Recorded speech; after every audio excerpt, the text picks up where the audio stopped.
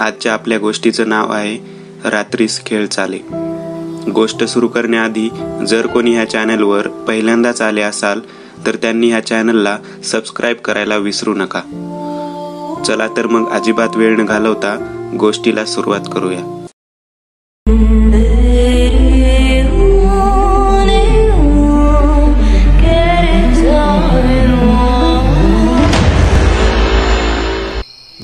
बांदेगाव चला पटापट, बांदेगाव आलं। कंडक्टरने दोरी खेचून घंटा वाजवली। एसटी थांबली। वर्षाने प्रीतीला कडेवर घेतलं। नेहाचा हात घट्ट पकडला। 2 बॅगा आणि 2 मुलींना सांभाळत ती कशीबशी खाली उतरली। कोकणातलं एकांड गाव, नीट असा एसटी स्टँडही नव्हता तिथे। हरीचं एक दुकान होतं, तिथेच एसटी थांबायची।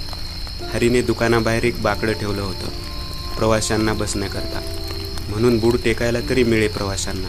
तिनेही बॅगा त्या बाकड्यावरच ठेवल्या आणि तिथेच बसली। हरीचं दुकान बंद झालं होतं, नाहीतर एक चहाचा कप तरी तिने घेतलाच असता। खरं तर ही एसटी संध्याकाळी 6लाच पोहोचत असे, पण आज नेमकी हीच एसटी बंद पडावी, तीही आडवाटेला। त्यामुळे कंडक्टरला स्वतःला जाऊन मेकॅनिकल घेऊन यायला लागलं। त्यात चांगले 4 तास मोडले आणि 6ला पोहोचणारी एसटी 10ला पोहोचली। एसटी स्टँडपासून घर चांगलं 2-3 मैलावर। कोकणात अशीच घरं असतात, समुद्राच्या जवळ आणि एसटी स्टँडपासून लांब आणि एकमेकांपासूनही लांब। 10-12 वाड्यांचा एक गाव। वाड्याही दूर दूर अशा।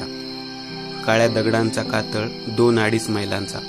त्यावरून गेलेल्या छोट्याशा पाऊलवाटेनेच घराकडे चालत जावे लागे। अजून डांबरी रस्ता झाला नव्हता घरापर्यंत। गावाची लोकसंख्याही कमी, त्यामुळे सरकारही लक्ष द्यायला तयार नाही। ना रस्ते, ना वीज, ना नळाचं पाणी, कुठलाच विकास नाही। एसटी 6ला पोहोचली असती तर नेहमीप्रमाणे ती महेश दादाच्या गिरणीत जाऊन त्याच्या गड्याला विनूला घेऊन घरी गेली असती। विनू सामानही उचलायचा आणि त्याची सोबतही व्हायची। 1-2 तास उशीर झाला असता तर महेश दादा बरोबर निघता आला असतं। महेश दादाचं घर तिच्या घराच्या बाजूलाच होतं, पण आज भलताच उशीर झाला होता। आईच्या घरी फोनही नव्हता। तिने पुन्हा एकदा महेश दादाचा नंबर फिरवला। मगाप्रमाणेच आताही रेंज नव्हती। तिने आजूबाजूला पाहिलं, त्या परिसरात चिटपाखरूही नव्हतं। फक्त ती आणि तिच्या 2 मुली, त्यातली एकतर कडेवर गाढ झोपलेली आणि दुसरी पेंगुळलेली। चुकलंच आपलं, चक्क एसटीने देवगडपर्यंत जायला हवं होतं। तालुक्याचं गाव म्हणून तिकडे चांगला मोठा स्टँड आहे, लाईट आहेत, पूर्ण रात्र स्टँडवर बसून राहता आलं असतं। पण इथे कुठे रात्रभर राहणार? घर तर गाठायलाच हवं। इतक्यात तिला लांबून लाऊडस्पीकर येतो तसा आवाज ऐकू आला। पिक्चरचे डायलॉग असतात तसा काहीसा वाटला तिला आवाज। ज्या दिशेने आवाज आला तिथे तिची नजर गेली। तिच्या लक्षात आलं, तिथे गावातली एकुलती एक शाळा होती, कमलाकर भागवत सेकंडरी स्कूल। नक्कीच तिथे काहीतरी कार्यक्रम चालू होता, कारण तिथे उजेडही दिसत होता। मग तिने ठरवलं, तिथपर्यंत तरी चालत जायचं, तिथे कोणीतरी भेटेलच। त्या विचारानेही तिला हायसं वाटलं। 2 बॅगा आणि 2 मुलींना घेऊन जाणं म्हणजे कसरतच होती मोठी। पेंगुळणाऱ्या नेहाला तिने जागं केलं। प्रीतीला कडेवर घेऊन दोन्ही बॅगा एका हातात पकडून ती शाळेच्या दिशेने चालू लागली। जसजशी शाळा जवळ येऊ लागली तसे तिला पिक्चरचे डायलॉग स्पष्ट ऐकू येऊ लागले। अजून गावातल्या लोकांना मोठ्या पडद्यावरच्या पिक्चरचं आकर्षण होतं, कारण सगळ्या घरांमध्ये टीव्ही आले नव्हते। शाळेत कधीमधी काही कारणानिमित्त असे सिनेमे दाखवले जातात, तेव्हा सर्व वाड्यांमधून गावकरी जात असत ते पाहायला। आपल्या वाडीतूनही कोणी आला असेल। मोजून 4 तर घरं आहेत, त्या 3 घरातून तर म्हातारीच माणसं आहेत। 4थं घर महेश दादाचं, ते घर मात्र माणसांनी भरलेलं आहे। मोठा गिरीश दादा, त्याची बायको आणि 4 मुलं। मधला महेश दादा, त्याची बायको आणि 3 मुलं। धाकटा निलेश आणि त्याची बायको, ती गरोदर आहे म्हणे। पहिलं टीकरण, शिवाय पांडुरंग काका, भागीरथी काकू, सुशी आते, गडी माणसं। 7 बहिणींपैकी कोणी ना कोणी माहेरी असतातच जाऊन येऊन। 20-25 माणसं सहज असतील, त्यातलं कोणीतरी येईलच। विचार करत करत ती शाळेजवळ आली। अंगणात एक पडदा लावला होता। अजून पाऊस नव्हता म्हणून ठीक, पाऊस सुरू झाला की सिनेमा बंद। बरीच माणसं होते तिथे, सर्वांसोबत तीही बसली तिथे। काळोख असल्याने कोण आले ते कळत नव्हतं। सिनेमा संपेपर्यंत तिला थांबावंच लागणार होतं, तिची इच्छा असो वा नसो। बॅगा शेजारीच ठेवून प्रीतीला मांडीवर घेऊन तीही जाजमावर बसली. आता थोडी नजर तयार झाली, त्यामुळे तिला पडद्याच्या उजेडात थोडं थोडं दिसू लागलं. तिने सर्वांवरून नजर फिरवली. महेश दादाच्या घरचं कोणीही असू दे म्हणून प्रार्थनाही केली. विनू असेल का? तो असला तर बरं, सामानही उचलेल. महेश दादा, गिरीश दादा नक्कीच नसतील. दिवसभराच्या कामाने दमून जातात ते. असल्या तर त्यांच्या बायका, त्या असल्या तरी चालेल. कोणाची तरी सोबत मिळाली की झालं. तासाभराने पिक्चर संपला. काही जण शेवटपर्यंत थांबत नाहीत. साधारण शेवट कळला की लगेच उठून जातात. तशी काही जण उठून गेली. दिवे लागले तशी ती सर्व माणसांमध्ये आपल्या वाडीतल्या माणसांना शोधू लागली. रात्र झाल्याने भराभर माणसं कमी झाली. तिला ओळखीचं कोणीच दिसलं नाही. तिची निराशा झाली. आता काय करायचं? तिच्या पुढे मोठा प्रश्न उभा राहिला. शाळेतच थांबावं का? समोर असलेल्या माणसाला तिने विचारलं, दादा, शाळेत वॉचमन असतो का हो रात्रीचा? वॉचमन? शाळेत? तो कशाला? इथे काय चोरण्यासारखं? बापरे, म्हणजे इथेही राहायला नको. काय करावं आता? आई, चल ना आजीकडे. झोपमोड झालेली नेहा वैतागली होती. होय ग बाळा, जायचं हं आता. तिला काही निर्णयच घेता येईना. तेवढ्या तिला शिल्लक असलेल्या माणसांमधला एक पुरुष तिच्याकडे विचित्र नजरेने पाहताना दिसला. छे, चुकलंच आपलं. आधीच तिथे होत्या त्या बायकांशी बोलायला हवं होतं. 4-5 जणी दिसल्या होत्या. सिनेमा चालू होता तेव्हा. संपला तेव्हा पटकन निघून गेल्या त्या. आपण वाडीतल्या माणसांना शोधत बसलो मूर्खासारखं. ती स्वतःवरच वैतागली. आता इथे असलेल्या अनोळखी माणसाबरोबर कसं जाणार? या कोणाची काय खात्री? आपण एकटे आहोत हे कळू नये म्हणून ती मुलींना घेऊन पटकन बाहेर पडली आणि वाडीच्या दिशेने चालू लागली. शाळेच्या बाहेर लाईट लावलेला होता, त्यामुळे काही अंतर तरी चालताना उजेड होता. पण मग विठ्ठल मंदिरावरून वळसा घालून पुढे गेल्यावर मात्र चांगला काळोख होता. चांदण्याचाच काय तो प्रकाश होता. तिने आकाशात पाहिलं, तिला चंद्र कुठेच दिसला नाही. चंद्र नाही म्हणजे आज अमावस्या. हो की, गेल्या शनिवारी गुरुपौर्णिमा होती, म्हणजे आज अमावस्याच. देवा रे, तिची छाती धडधडली. तरी नेहा होती तिच्याबरोबर, म्हणून तिला जरा तरी बरं वाटत होतं. डोळ्यावर झोप असल्याने ती काही बोलत नव्हती. नाहीतर तिच्या बडबडीत वेळ गेला असता आणि घर कधी आलं ते कळलंही नसतं.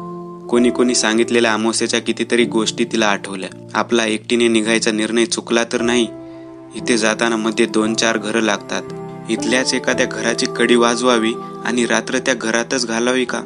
समोर दिसणाऱ्या घराच्या दिशेने ती निघाली सुद्धा.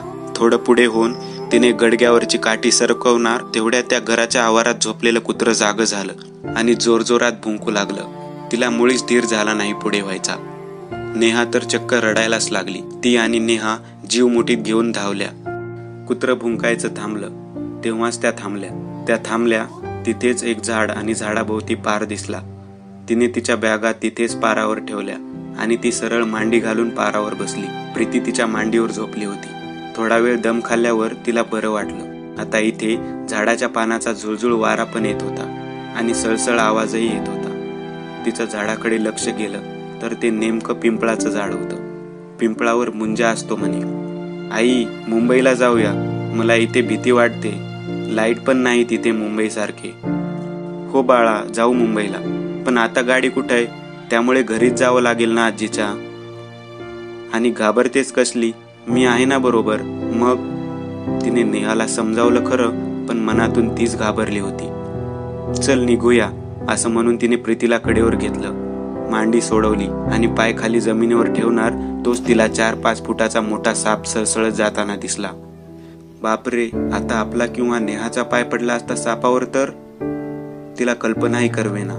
तो साप नाहीसा होईपर्यंत ती तशीच पारावर मांडी घालून बसली. आईने आपल्याला चल म्हटलं खरं, पण उतरू दिलं नाही. घट्ट धरून ठेवलं. आईचा चेहराही घाबरागुबरा दिसतोय, त्यामुळे छोटी नेहा अजूनच घाबरली. आई, आपण परत पिक्चर लावला होता तिथे जाऊया का? नेहाच्या या प्रश्नामुळे तिच्या लक्षात आलं. शाळेपासून आपण अजूनही जवळच आहोत, 5-10 मिनिटावर. परत शाळेतच जावं का? नेहा म्हणते तसं. हे असे अनुभव आल्यावर आता आपली हिंमतच नाही घरी चालत जायची.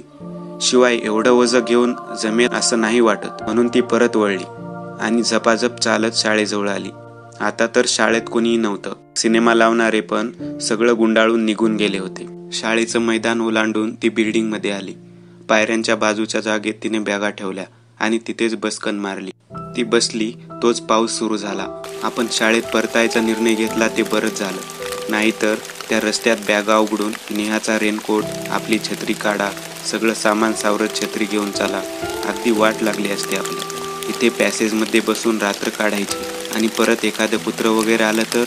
तेवढ्यात पावसाने चांगलाच जोर धरला आणि त्याबरोबर वाऱ्यानेही. तिरक्या पावसाचे थेंब थेट तिच्या पायाशी येत होते. इथे बसून झोपताही येणार नाही. तिथे पावसाचा आणि हलणाऱ्या झाडांचा आवाज, किरकाळोख, काजव्यांचा किरकिर खूप भयान वाटत होतं तिथे. त्यापेक्षा आतल्या बाजूला वर्ग होते, तिथे जाऊन पाहावं, तिथे सुरक्षित वाटेल जरा. मग परत बॅगा उचलून प्रीती आणि नेहाला घेऊन ती आतल्या बाजूला गेली. पहिल्या वर्गाचं दार तिला बंद दिसलं. मिट्ट काळोखात काही दिसतही नव्हतं. अंदाजाने तिने दार ढकललं. गंजलेली बिजागर दार उघडताना करकरली. तिचं अंग शहारलं, पण तरीही तिला वर्ग उघडल्याचा आनंद झाला. माणसाचं कसं असतं नाही, ह्या गोष्टीचा आनंद होण्यासारखं काय होतं, पण आताच्या प्रसंगात तिच्या दृष्टीने ती खूप मोठी गोष्ट होती. ती आत गेली आणि तिने परत दरवाजा लावून घेतला. आता तिला एकदम सुरक्षित वाटू लागलं. तेवढ्यात तिला पालीच्या चुकचुकण्याचा आवाज आला. तिने पिशवीतून शाल काढली आणि जमिनीवर अंथरली. त्यावर तिने प्रीतीला झोपवलं. नेहा ही पेंगुळली होती, पण तिला शू करून आणायला हवं होतं, नाहीतर शाल ओली व्हायची आणि या थंडीत मग मुलींना झोपही नाही लागायची. तिने नेहाला नेऊन आणलं. पायऱ्यावरून वर चढताना तिचा कशावर तरी पाय अडखळला आणि तिचा तोल गेला. पायाला झालेला तो मऊ आणि गारगार स्पर्शाने तिच्या अंगावर काटे आले. तो एक काळा बोका होता. उग्र आणि भयानक असे हिरवेगार डोळे होते त्याचे. रागावलेली त्याची नजर तिला अजूनच घाबरवत होती. बापरे, काय चाललंय हे? आधी साप, नंतर हा बोका. आता इजा बिजा तिच्या तर होणार नाही ना? ती घाईने परत वर्गात आली. नेहाला प्रीतीच्या बाजूला झोपवून ती बसून राहिली.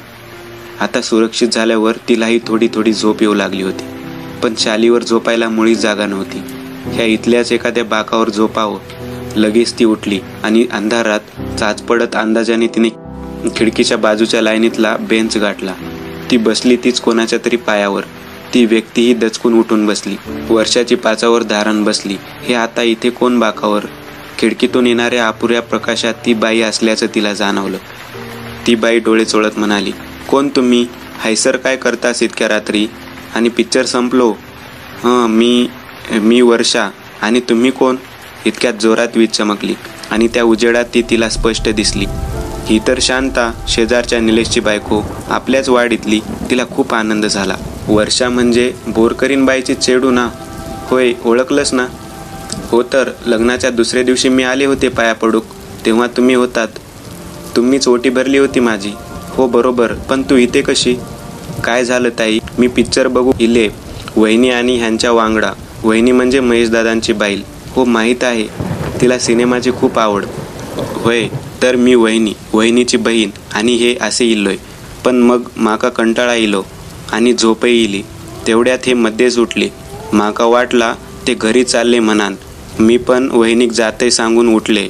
बाहेर गेल्यावर हे म्हणले, मी घरी नाही जाणे, मित्राकडे जाते पत्ते खेळूक. तू जा परत वहिनीबरोबर. आणि हे निघान गेले. मग मी काय करतलय? परत माघारी इले. पण मग पिक्चर संपेपर्यंत एखादी डुलकी काढावी म्हणून हैसर येऊन झोपून गेले. किती वाजले होताई? लोक अस्तमा बाहेर, असं म्हणत ती बाहेर जायला म्हणून उठली. वर्षाने तिला अडवलं. शांता, रात्रीचे 12 वाजून गेले, कोणी नाही बाहेर, सगळे गेले. काय सांगतास काय ताई? खराच, माका कायच कळला नाही. आणि ताई, तुम्ही कशा इतक्या रात्री हैसर? मग तिने थोडक्यात सगळी हकीकत सांगितली. चल निघूया का आपण? उगाच कशाला थांबायचं इथे? दोघींना एकमेकांची सोबत आहे. चला ताई, असं करा, मी छोटीला घेते आणि एक बॅग पण घेते. हो नाही म्हणायच्या आत तिने प्रीतीला उचललं, पण वर्षाने मग नेहाला उचललं आणि दोघी झपाझप चालू लागल्या. विठ्ठलाच्या मंदिरापर्यंत जात आहेत तोच नेहाला जाग आली. नेहा तशी मोठी होती, तिला तसे कडेवर झोपता येईना. आई मला उतरव, मी चालते. तसंही वर्षाला ती जड होतच होती. बरं उतर. वर्षाने तिला उतरवलं आणि ती शांताला म्हणाली, दे प्रीतीला माझ्याकडे. नको ताई, असू दे, मी घेते ती का, तुम्ही चला. नको ग, जागी झाली तर रडत बसेल. अनोळखी माणसाकडे नाही राहत ती. वर्षाने जबरदस्तीनेच तिला तिच्याकडून काढून घेतलं आणि ती भराभर चालू लागली. आता मगाचा पिंपळ पार लागला. तिला सापाची आठवण आली. शांता भराभर पाय उचल. इथे तिथे पाहत ती म्हणाली, ताई काय घाबरू नका, तो साप काय हैसरच रवतलो, तो गेलो केव्हाच. पिंपळ मागे टाकून त्या पुढे आल्या. आता कुत्रा भुंकत होता. ते मगाचं घर लागलं. इथे कोण राहतं ग? हैसर भैयासाहेब असतात. त्याची बाईल वारली आता 2 वर्ष होतील. माणूस एकदम खराब. बाई माणसाने त्याच्या समोर जायची सोय नाही. हे ऐकून वर्षा चरकली. बापरे, अशा माणसाच्या घरात आपण आज राहायचा विचार करत होतो. देवाने किती संकटातून वाचवला आपल्याला. तो एक पिंपळावरचा साप आणि हा एक पुरुषरूपी साप. बोलता बोलता अर्धा रस्ता पार झाला. आता वर्षाला दम लागत होता. प्रीती तशी जड होती. 4थ्या महिन्यात तिने जे बाळसं धरलं होतं ते अजूनही होतं. ताई अहो द्या की ती का, मी घेते. मी काय खाऊची नाही ती का? मगापासून 3ऱ्यांदा म्हणाली होती शांती प्रीतीला माझ्याकडे द्या म्हणून. अगं हो ते माहिती आहे मला, पण राहू दे आता, आलंच की घर. चालता चालता डावीकडे तिला तो पडका वाडा दिसला. शिरप्या राहायचा तिथे. तिच्या लहानपणापासून तो वाडा होता तिथे. तेव्हा सक्त ताकीद होती सर्व लहान मुलांना. शिरप्याच्या घराकडे जाणं तर लांबच, बघायला देखील नाही. आज नाही म्हणतानाही तिचं लक्ष तिथे गेलंच. वरचं छप्पर पूर्ण गेलं होतं. एक भिंतही ढासळली होती. अंगणात रान वाढलं होतं. खूप भयान वाटत होतं तो वाडा. शांती पण तिथेच बघत होती. एखाद्या मोठ्या नात्याने वर्षाने तिला म्हटलं, शांते तुला माहीत नसेल कदाचित, निलेश किंवा घरातले कोणी बोलले का माहीत नाही, पण ह्या शिरप्याच्या घराकडे बघूसुद्धा नको. आज तर नकोच नको. आमोसेचा उल्लेख टाळून ती म्हणाली, ताई माका सगळं माहीत असा आणि तुमका काय सांगतंय, मी तुमच्या वांगडा असे तर तुम्ही जरा पण भिवू नको. तुमचा कोणी वाकडा करू शकत नाही, समजला? तरी पण कशाला बघत होतीस तू तिकडे? त्यातून तू पोटुशी. अशा वेळेस तर खूप जपायला लागतं. तुमका माहीत असा? तिने लाजून विचारलं. आई म्हणाली होती फोनवर. वर्षाला मोगम माहीत होतं, पण नक्की कितवा महिना ते माहीत नव्हतं. पण तुमका सांगते, मी कोणाकच घाबरत नाही, शिरप्या असो नाही तर अजून कोणी. आणि ताई तुमका एक विचारते, तुम्ही कधी अनुभव घेतलाच भूताचो? छे ग, काहीतरच काय विचारतेस? तसं नाही, पण मी तुमका सांगते त्या लक्षात ठेवा, सगळी भूता वाईट नसतात. समजलं तुमका? जाऊ दे तो नको तो विषय. आता ते वडाचं झाड दिसायला लागलं म्हणजे घर आलंच आपलं. अजून 10 मिनिटाचा रस्ता असा. दमला असाल, द्या मी घेते ती का थोडा वेळ. पण आताही वर्षाने ना तिला उत्तर दिलं ना प्रीतीला तिच्याकडे दिलं. आता त्या दोघी वडापर्यंत पोहोचल्या. आई आजीचं घर आलं ना? ओळखीची जागा बघून नेहाही खुश झाली. आता महेशदादाचं घर आधी लागणार आणि मग आपलं. वर्षाला वाटलं होतं महेशदादाचा घरी उजेड असेल. ती सगळी मंडळी हिची आणि निलेशची वाट पाहत असतील. पण तसं काही दिसलं नाही. सगळी सामसूम आणि काळोख दिसला तिला त्यांच्या घरात. अगं सगळे झोपले तुमच्याकडचे. असं कर, तू आमच्याकडे चल झोपायला. नको ताई, मी मागच्या बाजूने जाते. तिथे गडी माणसं झोपतात. कोणतरी उघडेल दरवाजा. चला तुम्ही जाऊन शांत झोपा आता. बरं चल बया. असं म्हणून वर्षाने मान वळवली. पण तेव्हाच आपण आता काहीतरी वेगळं पाहिल्याचं तिच्या लक्षात आलं. होय, तिचे पाय उलटे होते.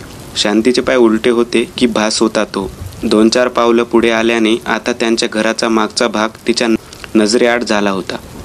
तिने तशीच 4 पावलं मागे येऊन पाहिलं तर शांती गायब होती. एवढ्या 2 सेकंदात ती घराच्या मागच्या दरवाजापर्यंत पोहोचून कडी वाजवून कोणीतरी दार उघडून ती आत पण गेली. कसं शक्य आहे? वर्षाला दरदरून घाम फुटला.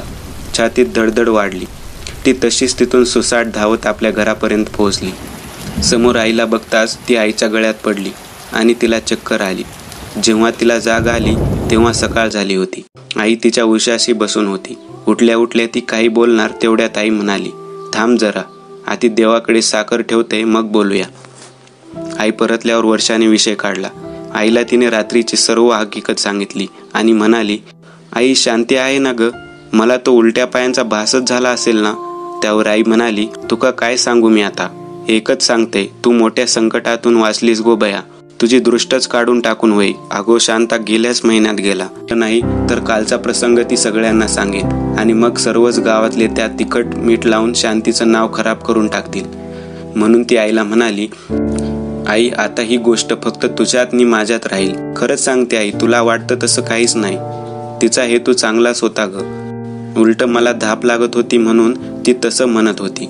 कळलं तुला? आईला आपलं म्हणणं कळलं की नाही ते वर्षाला समजलं नाही, पण तिच्या कानात शांतीचे शब्द घुमत होते. सगळीच भूतं वाईट नसतात. समजलं तुमका? मित्रांनो, आज पुरतं एवढंच. तुम्हाला जर का व्हिडिओ आवडला असेल तर नक्की लाईक करा आणि आपल्या मित्रमैत्रिणींना हा व्हिडिओ शेअर करायला विसरू नका. आणि कोणी या चॅनलवर पहिल्यांदाच आले असाल तर ह्या चॅनलला सबस्क्राईब करायला विसरू नका.